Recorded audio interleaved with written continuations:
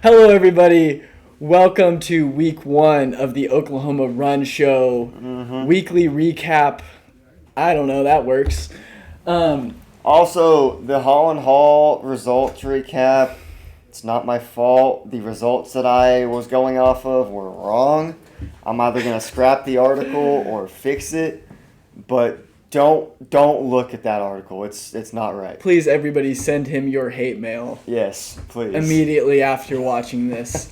But we're going to start out first with the sprint hurdle men's. First performance that we found notable, Edmond Memorial. They swept the hurdles at the DC meet. They were led by Sam Strauss. Shawn? No, Sam Strauss's brother goes to OBU. I believe he's a hurdler or a sprinter. I can't 100% You confirm ran there. that. I didn't. I ran there first semester, but he was in my class, so I know that there's two people, at least two people in that family that are very good at track, which bodes well.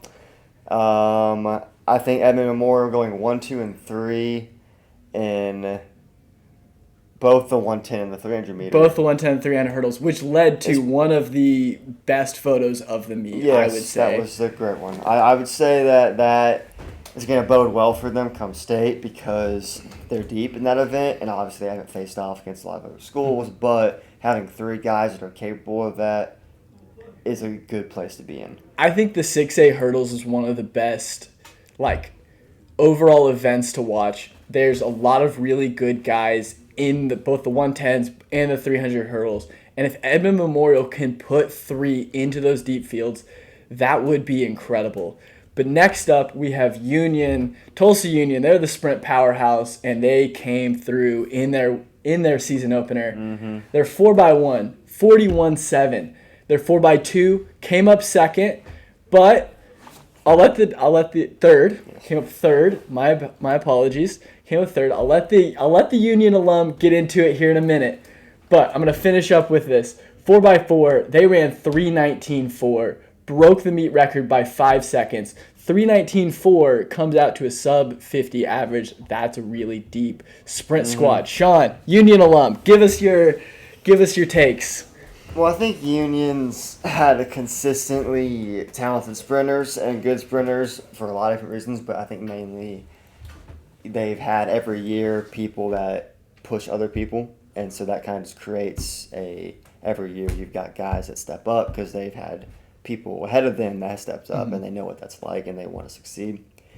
I would say that to me that 4x4 is pretty dang impressive. I mean, when you average a sub 50, especially this early in the season, you're a very deep team, and being that deep is going to bode well at state. And it's also to note that Union and the 200 meter went 1 through 4, which just adds even more, and that's up against big time 6A schools, and obviously it was mostly Tulsa based, but Tulsa-based sprint-wise is usually pretty dang solid, so that's a good showing. And, I mean, to win the 400 as well and to win the 200 open and come up in second in the 100, I think the Union just got a very good group of sprinters, and I know not all of them are seniors, which also will be good moving forward. And then Dejon Gaines, 49.01 in the open fours. Sophomore, It's Dejon Gaines. Pretty crazy. Almost under 49 seconds. Moving on to the girls.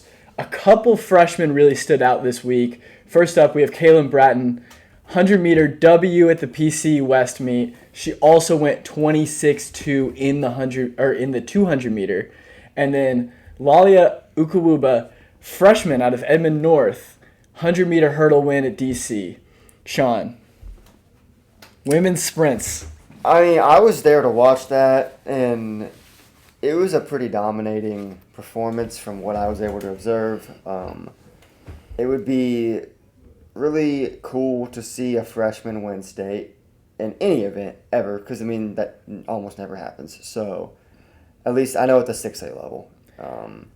But, is she 6A? Who? Ukuwuba? Lalia? So Lalia Ukuwuba is in an interesting position because 6A girls hurdle, the 110, is a great battle between her older sister, who's a senior, Oh, you're right. and Kayvon Newbine of Edmond Memorial. I think those are your two girls to watch. But could the Edmond North freshman get to watch her older sister go to battle this year and then just kind of go scorched earth on the 6A girls hurdle division for like 3 years maybe after that? Because I think, at least as I see it, I think she's probably the third best hurdler right now. Maybe I'm missing someone, and I apologize if I do. But I think she could be your next generation of hurdler in that 6A girls race. But she's got to kind of have to, maybe she can beat her older sister. Her older sister did not race this week. I don't know, maybe there's an injury she's dealing with there, although she did race indoors. She led the state in the 60 hurdles indoors. I think, she's kind of the next division, but I will say, Kaylin Bratton, 100-meter W and a 26.2 200-meter as a freshman. That's big time. She will probably score at state, be in contention for the medals. She indoor state was, I think, second in the 60-meter flat. Yeah. So I think she's a freshman to watch. She could really shake up the 6A girls sprints. Moving on, Deer Creek ladies, 1-2 in the 300 hurdles, another race we got to see. And then Broken Arrow at the Holland Hall meet, sub 50 in the 4x1. That's 12.5 average for those girls. Yeah. Shawn, anything else you want to conclude with the girls' sprints? I think I think for Deer Creek, they're known as a distance school, so I think any points they can grab outside of distance is a win. Yes. And could bode well for them. Are they going to win state and track? It's hard. That's very difficult to do. But with the girls and the guys, it helps having some other people that can contribute or have a chance to contribute. And having two girls open up a season like that is great. So we'll see what happens. Yeah. So moving on to our field events. In the boys' field events, Jack Keith at the Holland Hall meet, 57 feet in the shot put, 172 feet in the disc. First. 2 W's there. I think he's a guy that I think could go over 60 feet this year in the shot. 172, also a stiff mark to open up. Next up in the field is a guy who, this isn't all field performance here, but he wins the pole vault. Second place was his teammate Ashton Hopkins. But Cooper Wakely had himself a day. 4 events at the opening meet. Let's run through them. Wins the pole vault. Yep. Leads off there winning 4x2, which beat Union, beat Jinx, beat a lot of really strong 6A sprint powerhouses. Runs 49.5 in the open 4. I believe that was third. Led off the second placed 4x4, which went under the old meet record, which if it wasn't for Union's 319 would be the meet record at this meet, which is kind of historically where a lot of the Tulsa schools like to start their seasons every year. So you've had plenty of good teams come through there, and to be the second best 4x4 to go through that meet, that's stiff. But to have a guy like Cooper Wakely, I think, as a guy who went through a couple years of collegiate athletics, he's a guy that college coaches are looking at and they're like, we're moving him to the multis. If he's that talented as a sprinter, I don't know if he can hurdle, but he can pole vault. And from what I know about multis at the collegiate level, usually their worst event is the pole vault. Like, I've seen some guys that are phenomenal athletes at everything else and then just kind of like hug the bar like a tree, like they're a koala bear on a bamboo branch, just going over to heave themselves. I think, that's a phenomenal day. But also, back to the field, back to true field events, Graham Murphy, who had a phenomenal freshman campaign, opens up the sophomore campaign with a 6.6 in the high jump. Let's also not forget Carvel Jones of Mustang, 22 feet 6 in the long jump. Shawn, field events. I would say that the 6.6 jump from Graham is a great start. Like you said, you also mentioned he jumped 6'10 last year. 6'10 last year as a freshman. Freshman, that's kind of wild to me. I don't even know how you could do that. But, to start out with 6'6", obviously it's not personal best, but that's not a bad start to the year at all. It'll be interesting to see if he can maybe jump over 7. It would be the first in a long time. First since Vernon Turner. Yeah. In 2017 when he jumped 7.6. I think it's the first person since then. Graham Murphy, he's in my little storyline article that will be coming out soon, maybe by the time this podcast comes out. But he's a storyline to follow. He jumped 6'10" as a freshman, had 5 of the top 7 marks amongst returners last year. He's on track. I think he can break 7 feet in the high jump this year. That's a good storyline to follow if you like 100%. the field events. So, moving on to the girls' field events, Taylor Wiseman, OKC Storm, which is, I believe you said homeschooled? Yes. 44 feet in the shot, 149 feet in the disc. Got the W. Was that at PC? No, that wasn't at PC. That was at Holland Hall. Yeah. Got the W's at Holland Hall over a bunch of Tulsa-based 6A schools. Kat Meacham, Kansas commit, 155 in the discus. She also, I believe, was first place in the shot as well. And then the Holland Hall women at their home meet go 1-2 in the high jump. Couple good marks to start the year. Shawn, women's field events. What stuck out to you, mile split editor? I would say what I love about the Holland Hall meet is that it combines smaller schools and big schools in the Tulsa area. And I think that's always a fun mix-up because they usually, in some events, like, yes, your bigger schools are going to have those athletes are going to have. But in some events, you get these smaller school athletes that are very talented but don't get to compete against the 6A type of talent. And I think stuff like this is what happens. I mean, you know, you have Holland Hall going 1 and 2. I believe they're 3A or 4A. Off the top of my head, is 4A. Yes. 4A. And then you've got the OKC Storm homeschool. Not a team. Not a team. Well, it's a homeschool. Do they compete in the USSA? It might be like A, like 2A. Yeah, and Class A mark that happened out of Shattuck, out of Western Oklahoma. I will pay someone maybe $1. I'm pretty broke. If they can tell me where Shattuck is and point to it on a map. Maybe that'll be a segment of, like, whenever we have a good Class A performance, we have Shawn point to it on a map because 6A guys, see if he can find it. I think we should. I think it'd be really That would be funny. a great segment. Let's do it right now. Can you find Shattuck on a map? I wish we could, like, get this video board going and then I just pull up a map of Oklahoma and then I have Shawn point to it. Do you know where in Oklahoma Shattuck is? Okay, so we have a brand new segment. Can Shawn point to where this Class A school is? Where is Shattuck, Oklahoma? Where is Shattuck, Oklahoma? They're pretty dominant in pole vault in small schools. They have the number 1 pole vaulter on the women's side. What class are they? They are Class A. Oh, jeez. Okay. 6A alum, Shawn Rutledge. So here's the thing. I'm thinking Class A. That's way out there in like the sticks. Okay. So I'm gonna In go the with sticks? like. There. If the question was Boise City, you would be pretty much correct, but it is not. Shattuck is roughly here. He was good. Here, let me see this. It's not bad. If you take the slope. The slope and the y-intercept. Yeah. Yeah, what's the y-intercept of that, Shawn? 70. Y equals mx plus b. Yeah. Bro. Anyway, Boom. this has been our fun segment of can Shawn find where that Class A school is? Yes. And we're back with girls distance. First up, Deer Creek. Deer Creek meet, we had Natalie Duggan. She won the 3,200 meter pretty well solo. 10:58. 10:58. I do want to mention Brooke Collins in that race, freshman out of Piedmont, 11:02, got the Piedmont school record, which distance school, granted they've always been a little bit better than the boys, but the girls from Piedmont are definitely catching up these last few years. Yeah.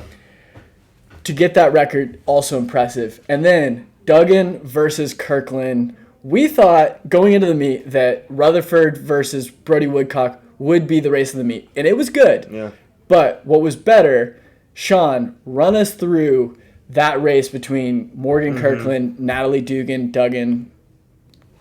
How did it go? Well, Kirkland was in the lead for a lot of it, and then even on that last lap, she kind of broke away for a little bit, and when they came into that last stretch, that last like 100 meters, we thought it was kind of over, and then Duggan was, but she was still behind, like by a decent, probably like 5 meters, more or less.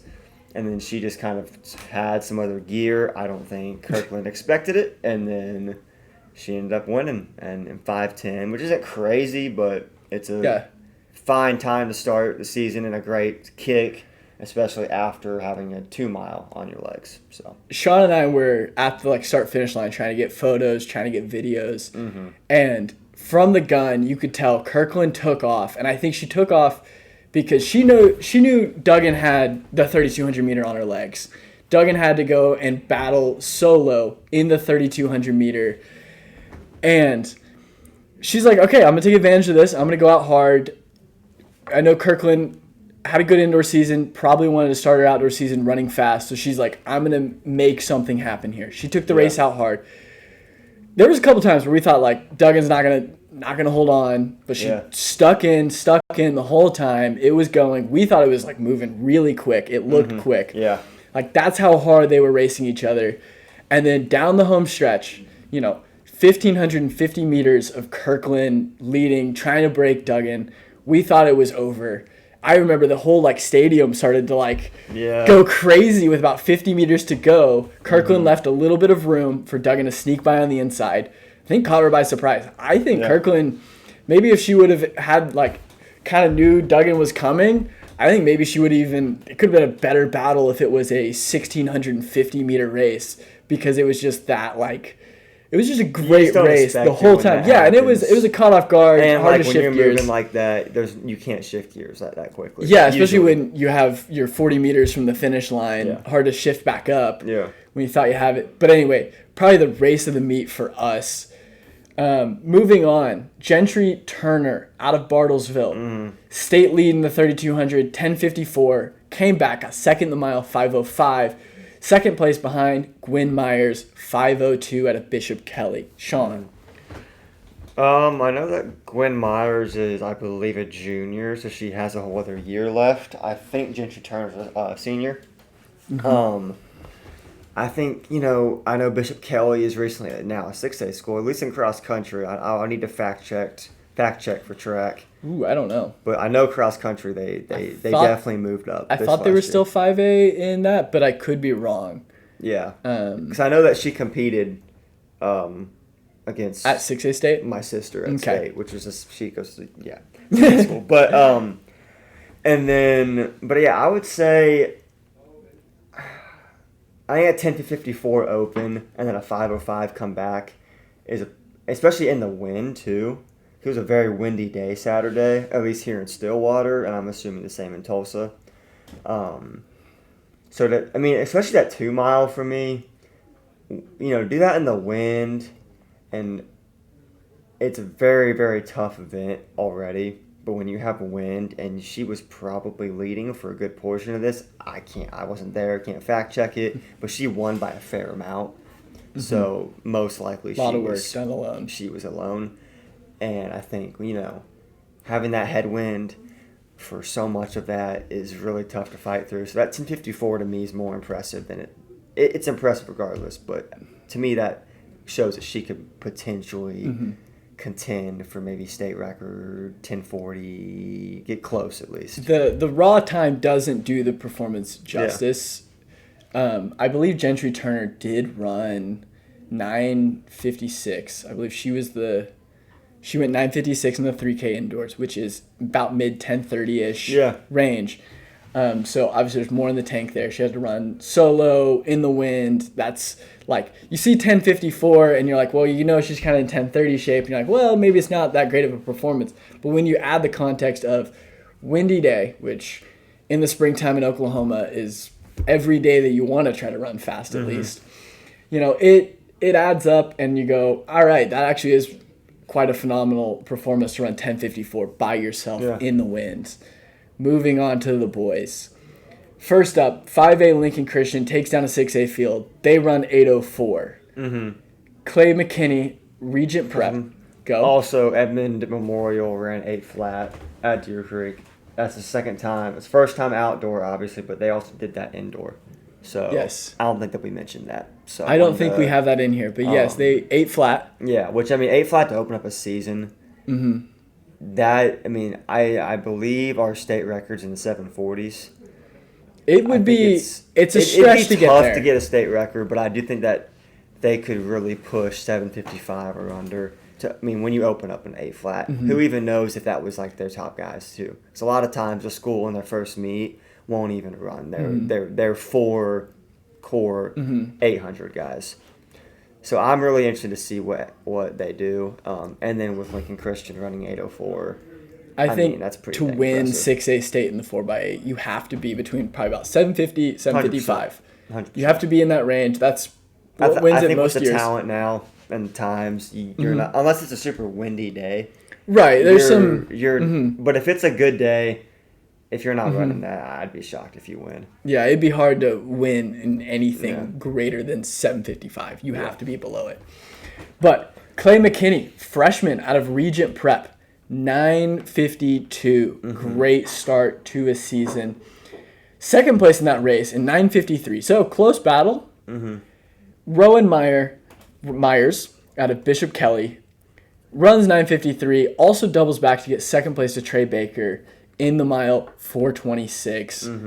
Good, quite a good double day that will likely get overlooked because of performances like Clay McKinney, the freshman, like Trey Baker, who had the 8:16 double. Yeah.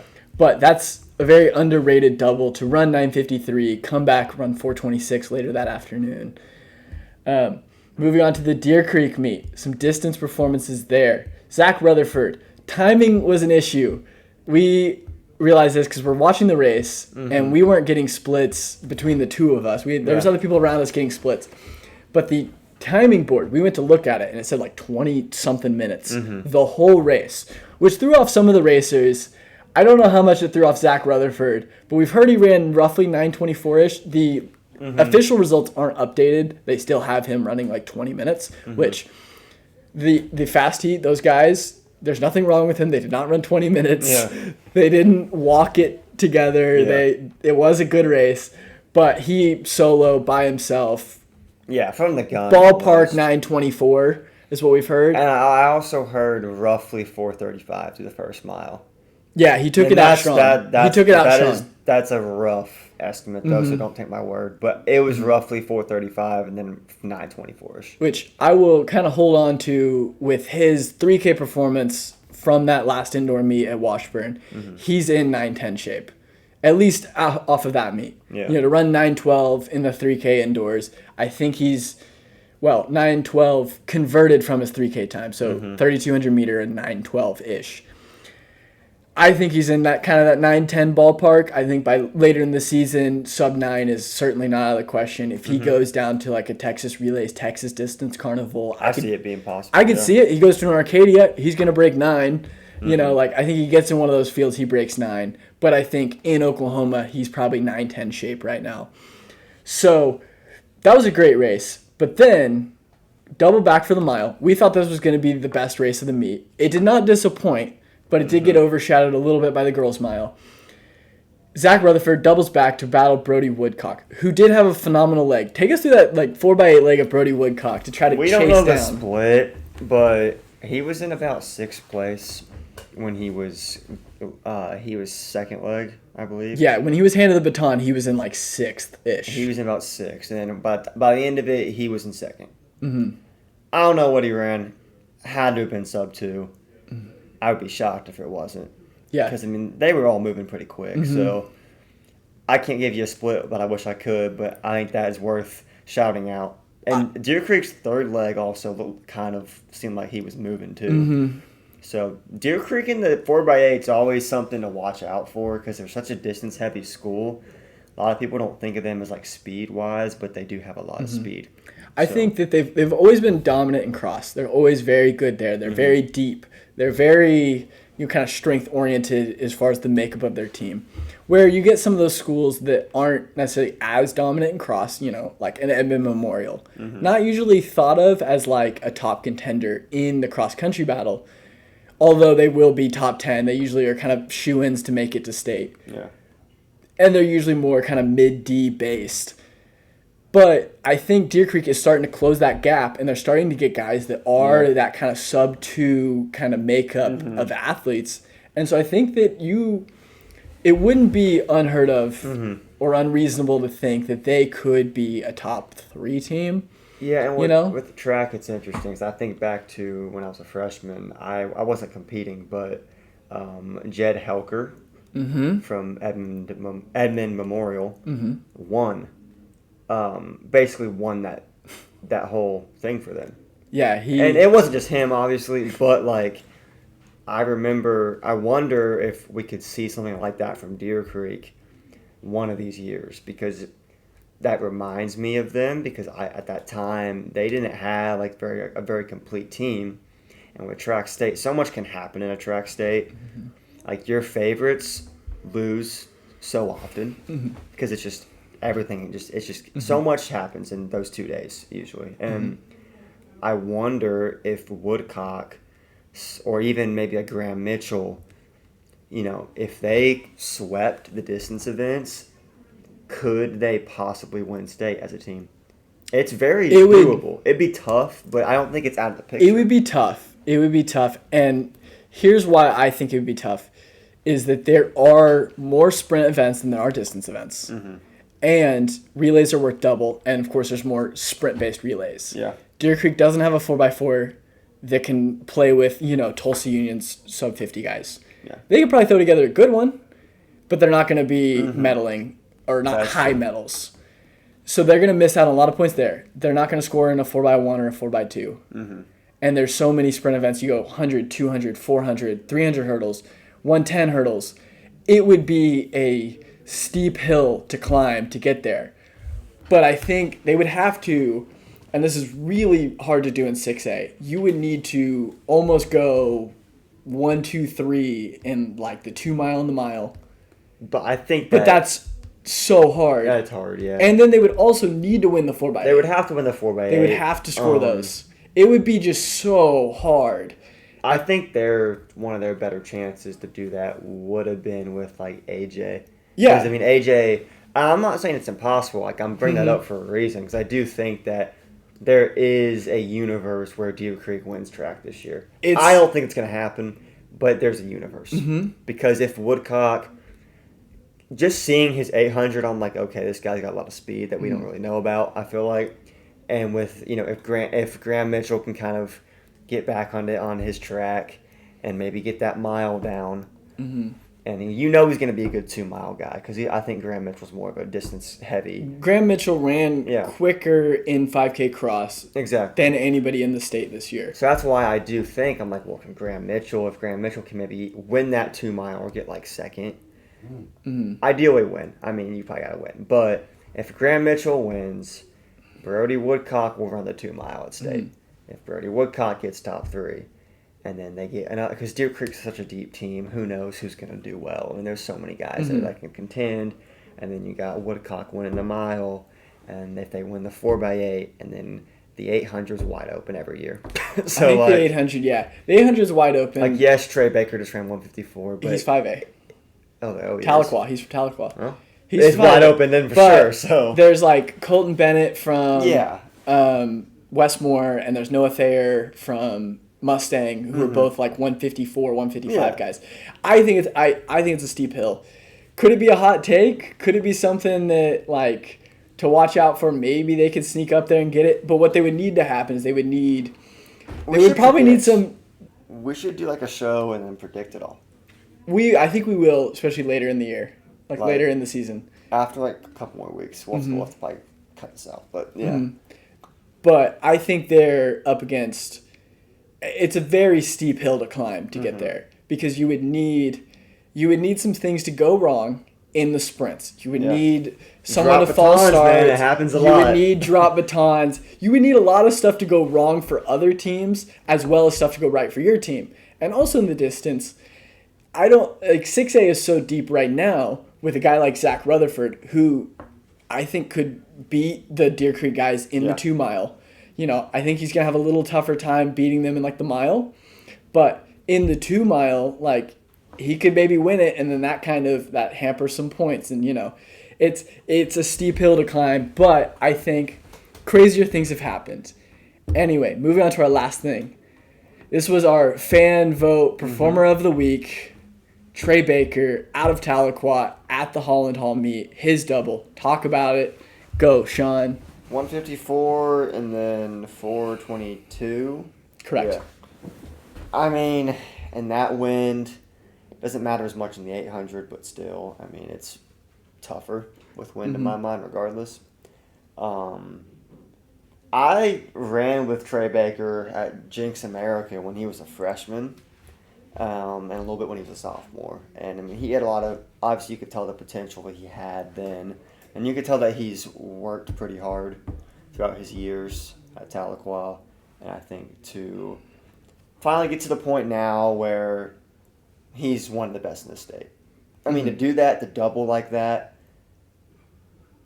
in the wind, probably running a lot of it solo, or at least like being in the lead, you know, especially in the 800. I mean, that guy was probably solo for the whole second lap, you know, and that's pretty dang impressive. So like, you know, I would love to see if maybe he could get like a Texas meet in him, or maybe something in the summer, where he could get with guys, or maybe try to go to a 6A. He went to a 6A obviously, but maybe they bring him to meet with like your Deer Creeks and your Westmores and the 800 specifically, you know, and you get a really good open 8 and just see, because I think he could easily contend for like, to open up with a 154, he has a chance to break the state record. Slim, but a chance. Yeah, slim but a chance. I would agree with that. Isn't it 151? It's about 151, I believe. So you gotta make up 3 seconds. But you put him in a race with guys faster than him. Yeah, I think at a bigger meet, going down to like a Texas, I think he could possibly get down there in that kind of range. 152, 151 this year wouldn't be unreasonable to think he could do that. But the 800's hard. Yeah. It really is, because takes a lot out of you, but also you have to get out hard. If you get boxed, you have one move you can make. Yeah. And sometimes front running and going out is easier to do, but also front running in the wind is obviously not ideal, so it kind of, evens out in the wash. Yeah. I think 5A, he's locked down the mid-D. I think he's the best mid-D runner in 5A. I think he's got you could debate him being the best mid-D runner in the entire state. So 816. I think, he's my pick right now. I think Woodcock's probably your other guy, just because Woodcock's a little better in the mile. Yeah. Having run 417 indoors, 419 to open up. But I think Trey Baker is, a level up in the 800. Yeah. And what if we saw him in a better mile field? What if we put him in a better mile field? Is he also a 419 guy? Is he a 417 guy? I think so. I think Trey Baker, if I had to predict his season, he's going to win 5A state in the 800, in the 1600, barring any injuries. I don't know how Tahlequah's 4x8 looks this year, but I imagine he runs that, and I also imagine he runs their 4x4. Assuming they have good relays there, and it's worth putting him on there. Because obviously if they don't have good relays, what's the point in burning him up for 2 relays that aren't going to score? Yeah. But I think he could run, my guess, 152 something, point something, maybe low, maybe high. I think 152, and I think he'll run 415 this year. That's fair. Is my prediction time wise. I don't think that's a hot take at all. And I don't think it's a very lukewarm take, but I think very deserving fan vote performance of the week. Gonna get a little article up on Mile Split. Maybe at some point this season we can get him on and we can get to know a little bit more about him.